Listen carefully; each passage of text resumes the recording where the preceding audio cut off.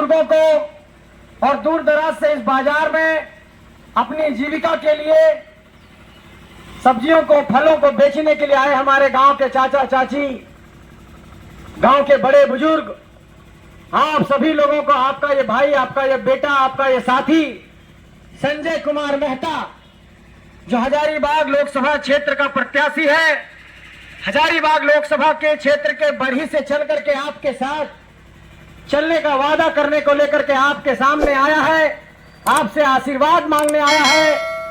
और आप सबसे ये कहना चाहते हैं इस बाजार के प्रांगण से, पहली बात यही कहूंगा कि झारखंड में इस बात को इन नौजवानों ने साबित करके दिखा दिया कि जिसकी मां सब्जियां बेचती हो, जिसकी मां खेती बाड़ी करती हो, जिसके पिता खेती बाड़ी करते हो, जिसके घर के लोग खेती बाड़ी करते हो, वैसे लड़के भी राजनीति में आकर के अपनी पहचान बना सकते हैं। ये जेबी केसेस के लोगों ने साबित करके दिखा दिया। लोग सोचते थे कि सिर्फ पूंजीपति, पैसा वाला, कोयला माफिया, अवरख माफिया, लुटेरा, भू माफिया, 500 करोड़ 200 करोड़ वाले ही चुनाव और राजनीति में आ सकते हैं, लेकिन इस बात को साबित करके जेबी केसेस के साथियों ने यह दिखा दिया, टाइगर जयराम महतो और तमाम साथियों ने यह दिखा दिया कि झारखंड की धरती में अगर झारखंड के लोग ठान लेते हैं तो बड़े बड़े पहाड़ों को भी तोड़ सकते हैं। इस बात को हम लोगों ने साबित करके दिखाया है।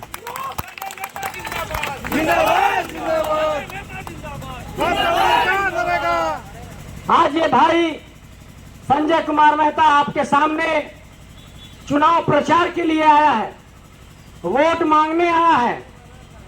अपने संबोधन में यह भी कहूंगा कि हेलमेट छाप पर बटन दबाइएगा 16 नंबर पर, अपने जिताने की भी अपील करूंगा। लेकिन मैं ये बात कहना चाहता हूं कि चुनाव की राजनीति, वोट मांगना, चुनाव जीतना, सांसद विधायक बनना, ये तो चुनाव की राजनीति का एक प्रक्रिया है। लेकिन इस बात का कौराम्बे की धरती से, इस बाजार के प्रांगण से इस बात का ऐलान करना चाहते हैं कि हम लोग सिर्फ चुनाव के सामने चुनाव लड़ने नहीं आए हैं।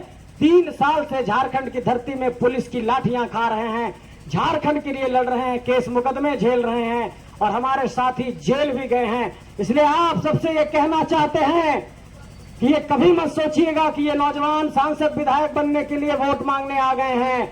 ये नौजवान झारखंड को बचाने के लिए वोट मांगने आए हैं और ये उम्मीद रखता हूं कि आप आशीर्वाद देंगे।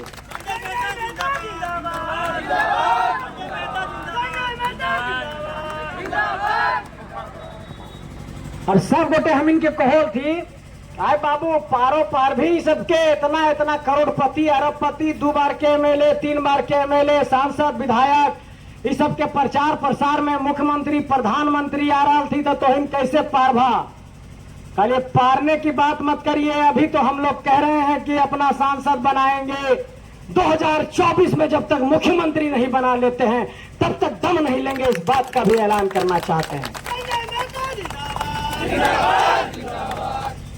पूरे देश में इस बात पर अब राजनीति के बड़े बड़े जो विद्वान लोग हैं, बड़े बड़े पत्रकार लोग हैं, ये बात पर अब छानबीन कर रहा है कि जेबी केसेस में ऐसा क्या ताकत है कि आज के तारीख में अगर झारखंड के अंदर बिना पैसा के, बिना पूंजी के, बिना डीजल पेट्रोल दिए हुए, बिना खाना पानी दिए हुए अगर लाखों लाखों की भीड़ को जुटाने की कोई कुव्वत रखता है तो वो जेबी केसेस रखता है, वो टाइगर जयराम महतो और उसके तमाम साथी रखते हैं।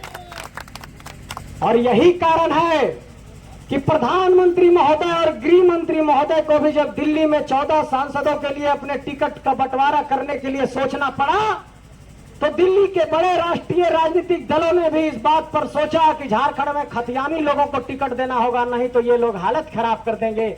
और यही कारण से आजादी के बाद पहली बार चतरा में खतियानी को टिकट दिया गया। और इस तरह से आपने देखा कि हमारी पहली जीत हो गई कि हमारे लड़ाई को लेकर के दिल्ली वाले भी जाकर के मीटिंग करने लगे कि खतियानी को टिकट देना पड़ेगा। तो पहली जीत तो यह हो गई कि दिल्ली वाले हमारे मुद्दे पर चर्चा कर रहे हैं। दूसरी जीत 4 जून को होगी जब ये ईवीएम का पिटारा खुलेगा, तो उसमें ये बात सामने आ जाएगी कि बाप रे बाप ही का हो गलो हजारीबाग में, गिरिडीह में।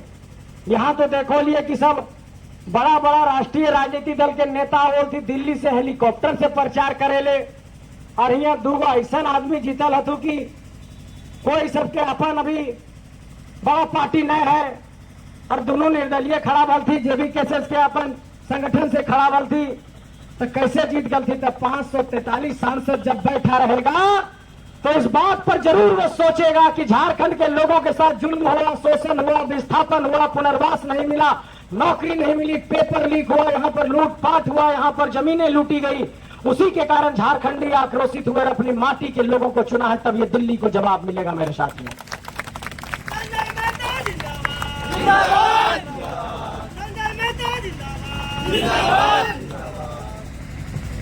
तो इन सबके कहना चाह रहे हो कि पहली बार झारखंडी 24 साल में इतना एकजुट भलती है, पहली बार झारखंडी सब इतना अपन ताकत दखलती है, पहली बार झारखंडी इतने एकजुट होकर के पूरे देश को ये जवाब दिए हैं, पहली बार झारखंडी एकजुट होकर पूरे देश को ये बताए हैं कि झारखंडियों में भी अपनी ताकत है, झारखंडियों में भी अपनी कुव्वत है।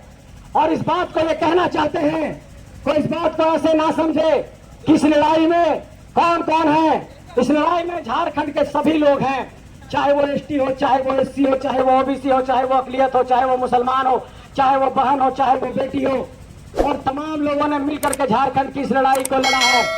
ये देखिए, आप लोगों को लगता होगा कि सिर्फ लड़कों की फौज है, सामने प्रियंका है, देवंती जी है, सानिया है, ये सारे बच्चे, ये सारे हमारी बेटी बहन लोग झारखंड की धरती में निकल करके 3 साल से झारखंड को जगाने का काम कर रहे हैं। और आप लोगों से ये कहना चाहते हैं कि एक बार अपनी जागरूकता का परिचय दीजिए, बार बार दिल्ली के मुद्दे पर वोट मत करिए। जमीन आपकी यहाँ पर लूटी जा रही है, उस जमीन को कौन बचाएगा, इसके मुद्दे पर वोट करिए, ये बात कहने आए हैं।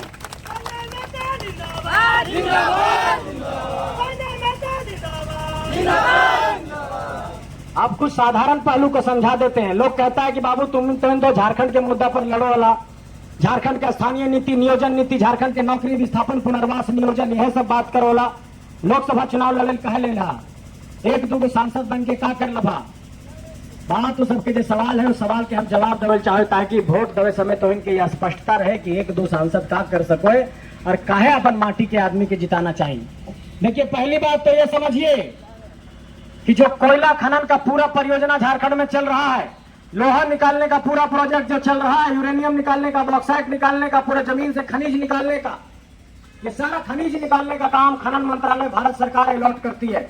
और खनन मंत्रालय भारत सरकार जब अलॉट करती है, और तमाम कंपनियां, चाहे वो एनटीपीसी हो, चाहे वो सीसीएल हो, चाहे वो बीसीसीएल हो, चाहे वो यहाँ पर अडानी हो, तमाम कंपनियां आकर के अगर कोयला निकालने का काम करती है तो उसको खनन मंत्रालय भारत सरकार कोयला निकालने के लिए प्रोजेक्ट को अलॉट करता है। और इन कंपनियों को कहा जाता है कि तुम कोयला निकालने जा रहे हो, ठीक है, लेकिन पुनर्वास की नीति के साथ जाना, वहां के लोगों को नौकरी देना, वहां के लोगों को फर्जी केस में मत फंसा देना। और इन कंपनियों ने लोगों को फर्जी केस में फंसाया, मुआवजा की राशि नहीं दिया, पुनर्वास नहीं कराया, घर तोड़ दिए गए, जमीन लूट लिया गया। और झारखंड के 14 से 14 सांसदों ने कभी इस सवाल को संसद भवन में नहीं रखा। इसलिए अब मुख्य दर्शक सांसद नहीं चाहिए, अब दहाड़ने वाला सांसद चाहिए, इसलिए चुनाव को लड़ रहे हैं।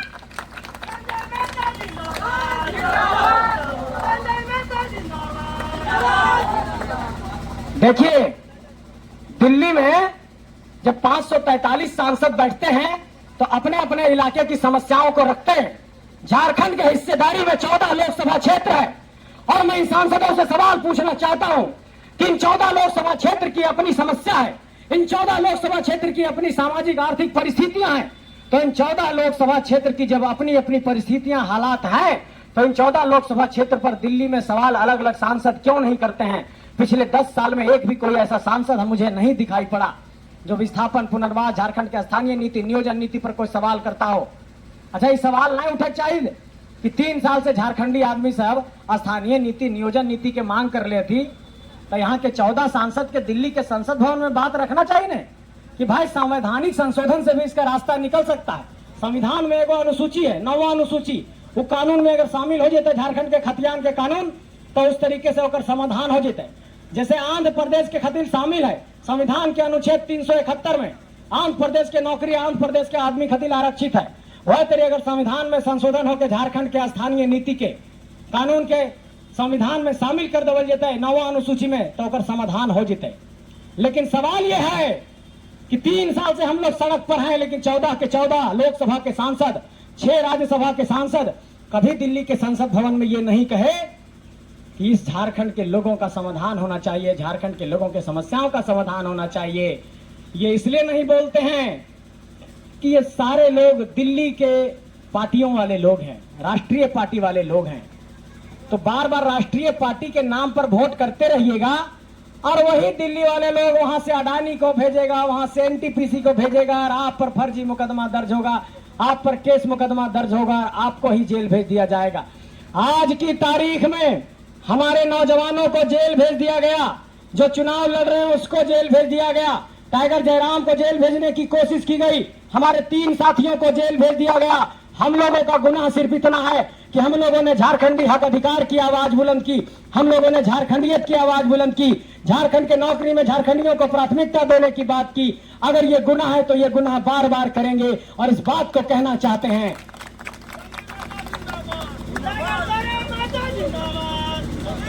अंत में इस बात को कहना चाहते हैं कि पुलिस हमारे शरीर को कैद कर सकती है, हमें जेल में डाल सकती है, लेकिन हमारे विचारों को कैद नहीं कर सकती है, हमारे विचारों को जेल में नहीं बंद कर सकती है। ये विचार पूरे झारखंड में फैल चुका है और एक एक झारखंडी अब तैयार हो गया है। आपको 20 तारीख को हेलमेट छाप पर वोट देना है। ये हेलमेट छाप 16 नंबर पर है। ये हेलमेट इस बार परिवर्तन का निशान है, ये हेलमेट इस बार क्रांति का निशान है, ये हेलमेट इस बार खतियानी का निशान है, ये हेलमेट इस बार बदलाव का निशान है, ये हेलमेट इस बार झारखंड की धरती में एक बहुत बड़े परिवर्तन का निशान है। ये हेलमेट आपका निशान है, ये हेलमेट एक एक झारखंडी का निशान है, ये हेलमेट कोराम्बे वासियों का निशान है, ये हेलमेट गोला वासियों का निशान है, हेलमेट ये हजारीबाग लोकसभा के वासियों का निशान है। आइए हेलमेट पर बटन दबा करके वैसे लोगों को चोट देते हैं जो सिर्फ समझते हैं कि हेलीकॉप्टर से हाथ हिला करके चुनाव जीत जाएंगे। उन लोगों को ये चुनौती पेश करते हैं कि जो बरगद के सामने चबूतरे पर खड़ा होकर के भाषण देगा वही असली माटी का बेटा है, ऐसे लोगों को ही जिताएंगे। हेलीकॉप्टर से हाथ हिलाने वालों को वोट नहीं मिलेगा, इस बात का ऐलान करना चाहते हैं। आप लोग समझ गए बात। बहुत मुश्किल से झारखंडी एकजुट हुआ। अगर इस बार नहीं झारखंडी को साथ दिए तो ये माटी बिक जाएगी। से इसलिए उठो झारखंडियों, अपने माटी के लिए खड़े हो जाओ। झारखंडियों आपसे कहना चाहता हूं कि ये आपकी लड़ाई है, सिर्फ संजय की लड़ाई नहीं, सिर्फ जयराम की लड़ाई नहीं, ये एक एक झारखंडी की लड़ाई है। झारखंडियों उठ खड़े हो जाओ। आपकी माटी पर बहुत बड़ा खतरा है। आपकी माटी पर आकर के बक्सर से, उत्तर प्रदेश से आकर के, भागलपुर से आकर के, बिहार से आकर के कहां से लोग सांसद और विधायक बन रहे हैं और आप पर ही शासन चला रहे हैं। ये मिट्टी 15 नवंबर 2000 को अलग हो गई थी, तो अपनी मिट्टी में 81 विधायक माटी का चाहिए, 14 सांसद माटी का चाहिए। इसी बात की लड़ाई लड़ रहे हैं, आप सब साथ दीजिए।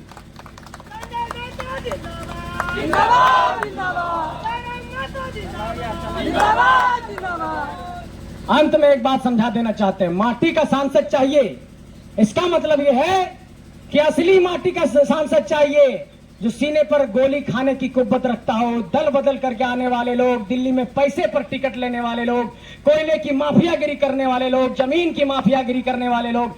अगर ऐसा हमारा कोई माटी का बेटा है तो उसको दरकिनार भी करना है, ये बात भी आपको कहना चाहते हैं। आप लोगों ने 3 साल में सब कुछ देखा है, बस आपसे आशीर्वाद मांगने आए हैं। अपने भाई, अपने बेटे, अपने इस दोस्त को साथ दीजिए। आपका भाई संजय कुमार मेहता आपसे आशीर्वाद मांगने आया है। 16 नंबर पर 20 तारीख को हेलमेट छाप पर बटन दबाइएगा, यही निवेदन है। बहुत बहुत धन्यवाद, शुक्रिया। सानिया जी को भी सुनिए, बहुत अच्छा बोलती हैं।